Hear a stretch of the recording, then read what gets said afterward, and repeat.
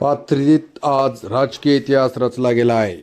नगर परिषद नगराध्यक्षपदाच्या रोमहर्षक तिरंगी लढतीत शिवसेना शिंदे गटाचे उमेदवार आसेफ खान यांनी काँग्रेसचे जुनेद खान दुर्राणी यांचा पराभव करत दणदणीत विजय मिळवला.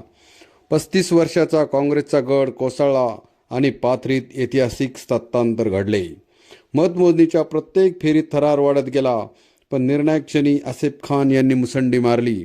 आसेफ खान यांना 10,626, जुनैद खान दुर्राणी यांना 10,190, तर राष्ट्रवादीच्या मोईज अन्सारी यांना 5,372 मते मिळाली. 436 मतांनी शिवसेनेचा विजय निश्चित झाला. नगरसेवकांची संख्या जास्त असूनही काँग्रेसला नगराध्यक्षपद गमवावे लागले. खऱ्या अर्थाने गड आला पण सिंह गेला अशी अवस्था काँग्रेसची झाली. या विजयासह पाथरीच्या राजकारणात नव्या पर्वाची सुरुवात झाली आहे. मी उद्धव इंगळे, लोकयोद्धा न्यूज, पाथरी.